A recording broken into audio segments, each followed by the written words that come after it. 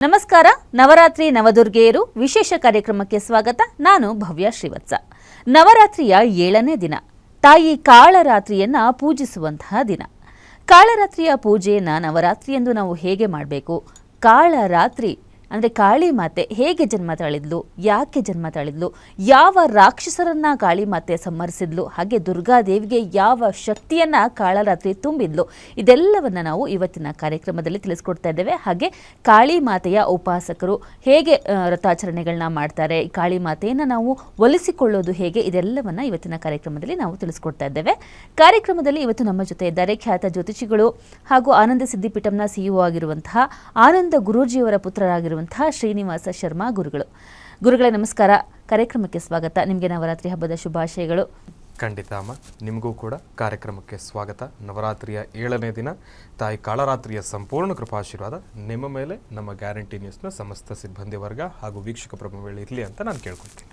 Okay ಗುರುಗಳೇ, ಮೊದಲನೇದಾಗಿ ಕಾಳರಾತ್ರಿ ಅಂದರೆ ದುರ್ಗೆಯ 9 ಅವತಾರಗಳಲ್ಲಿ ಬಹಳ ಶಕ್ತಿಶಾಲಿ, ಬಹಳ ಭಯಾನಕವಾದಂತಹ ಒಂದು ಅವತಾರ ಕಾಳಿ ಮಾತೆಯ ಅವತಾರ. ಕಾಳಿ ಮಾತೆ ಉಪಾಸನೆ ಅಂದರೆ ಬಹಳ ಕಷ್ಟ.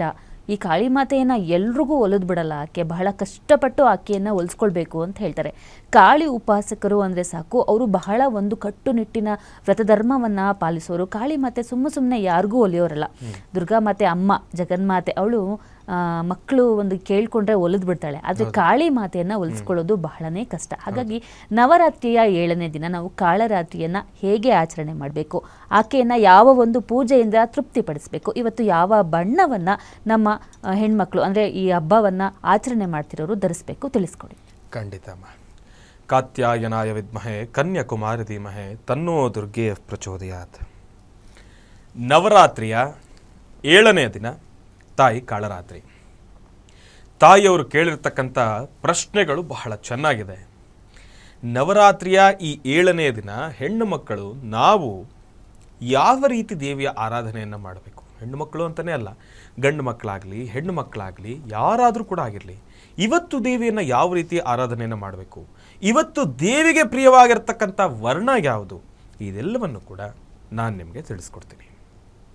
ಮೊದಲನೇದಾಗಿ ತಾಯಿ ಕಾಳರಾತ್ರಿ ಹೆಣ್ಣು ಮಗುವಿನ ಒಂದಿಷ್ಟು ಗುಣ ಲಕ್ಷಣಗಳ ಬಗ್ಗೆ ಮಾತಾಡಬೇಕಾದ್ರೆ ಇಷ್ಟು ದಿವಸ ಒಂದಾಯಿತು.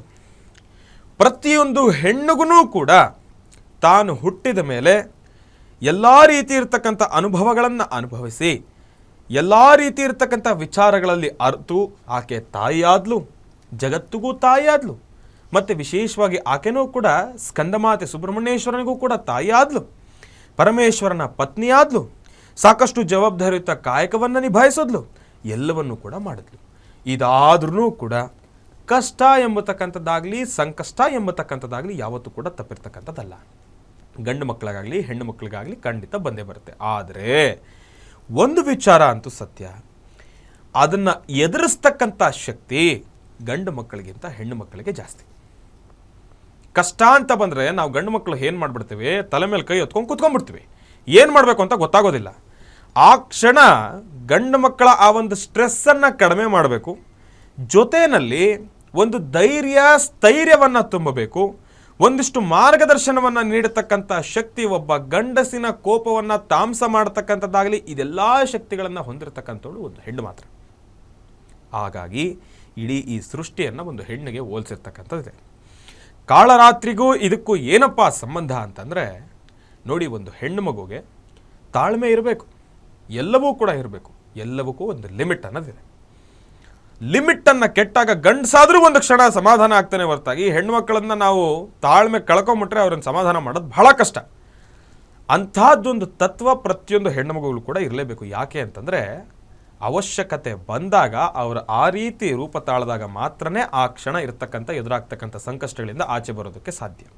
ರಕ್ತ ಬೀಜಾಸುರ ಬಹಳ ದೊಡ್ಡ ಅಸುರ, ವಿಶೇಷವಾಗಿರ್ತಕ್ಕಂಥ ಒಂದು ವರ ಇರುತ್ತೆ ಅವನಿಗೆ. ಏನಪ್ಪ ಅಂತಂದರೆ, ಯಾರೇ ಅವನನ್ನು ಸಂಹಾರ ಮಾಡಬೇಕು ಅಂತಂದ್ರೂ ಕೂಡ ಆತನನ್ನು ಸಂಹಾರ ಮಾಡಲಿಕ್ಕೆ ಎಷ್ಟೇ ಪ್ರಯತ್ನಗಳಾದ್ರೂ ಕೂಡ ಅವನ ಒಂದು ಹನಿ ರಕ್ತ ಕೆಳಗಡೆ ಬಿದ್ದರೆ ಮತ್ತೊಬ್ಬ ರಕ್ತ ಬೀಜಾಸುರ ಮತ್ತೆ ಉಟ್ಕೊಂತಾರೆ.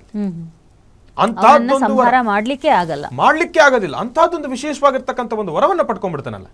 ಈ ಏನಪ್ಪಾ ಸಂಹಾರ ಆಗೋದ್ಮೇಲೆ ಮುಗಿದೋಯ್ತು.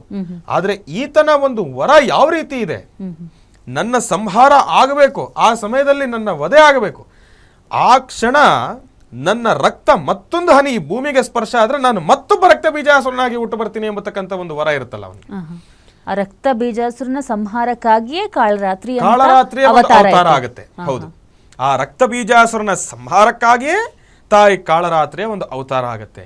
ಕಾಳರಾತ್ರಿ ತಾಯಿಯ ಒಂದು ರೂಪಗಳಲ್ಲೇ, ತಾಯಿಯ ಒಂದು ಅವತಾರಗಳಲ್ಲೇ ಸಾಕಷ್ಟು ಬೀಭತ್ಸವಾಗಿರ್ತಕ್ಕಂಥ ಒಂದು ಅವತಾರ, ರೌದ್ರವಾಗಿರ್ತಕ್ಕಂಥ ಅವತಾರ. ಆ ತಾಯಿಯನ್ನು ನೋಡಿದ್ರೆ ಒಂದು ಕ್ಷಣ ನಮ್ಮ ಮೈ ನಡಗೋಗುತ್ತೆ. ಅಷ್ಟು ಒಂದು ಕೋಪ, ತಾಪ, ರೋಷ, ಆವೇಶ, ಆಕ್ರೋಶ ಇದೆಲ್ಲವನ್ನು ಕೂಡ ತುಂಬಿಕೊಂಡಿರ್ತಾಳೆ ತಾಯಿ. ತಾಯಿಯನ್ನು ಗಮನಿಸ್ಬೋದು. ಕತ್ತೆ ಮೇಲೆ ಕುತ್ಕೊಂಡಿರ್ತಾಳೆ ತಾಯಿ, ಬಲಗೈಯಲ್ಲಿ ಅಭಯಹಸ್ತ, ಎಡಗೈಯಲ್ಲಿ ತಾವೆಲ್ಲರೂ ಕೂಡ ನೋಡ್ಬೋದು ಅಲ್ಲಿ ಒಂದು ಕಬ್ಬಿಣದ ಮುಳ್ಳಿನ ಒಂದು ಇದಿದೆ, ಖಡ್ಗ ಇದೆ, ಜೊತೆಯಲ್ಲಿ ಮತ್ತೊಂದು ಕಬ್ಬಿಣದ ಖಡ್ಗ ಇದೆ, ಮತ್ತೊಂದು ಕೈ ಆಕಾಶದತ್ತ ಒಂದು ಅಭಯಹಸ್ತವನ್ನು ತೋರಿಸ್ತಾ ಇರತಕ್ಕಂಥದ್ದಿದೆ.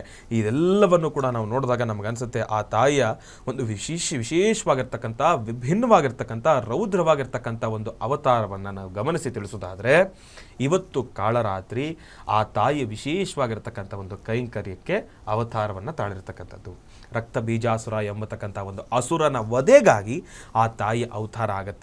ಆ ತಾಯಿ ಯಾವ ರೀತಿ ರಕ್ತ ಬೀಜಾಸುರನನ್ನು ವಧೆಯನ್ನು ಮಾಡಿ ಆತನ ಒಂದು ರಕ್ತವನ್ನು ತನ್ನ ನಾಲಿಗೆಯ ಮೇಲೆ ಹಾಕ್ಕೊಂಡು ಒಂದು ಹನಿ ರಕ್ತವನ್ನೂ ಕೂಡ ತಾಯಿ ಕೆಳಗಡೆ ಬೀಳಿಸ್ತೀರಾ, ಆ ಒಂದು ರಕ್ತ ಬೀಜಾಸುರನ ವಧೆಯನ್ನು ಮಾಡ್ತಾಳಲ್ಲ, ಆ ಕ್ಷಣ ಅಷ್ಟಾದ್ರೂ ಕೂಡ ತಾಯಿಗೆ ಕೋಪ ಕಡಿಮೆ ಆಗ್ತಾ ಇರೋದಿಲ್ಲ.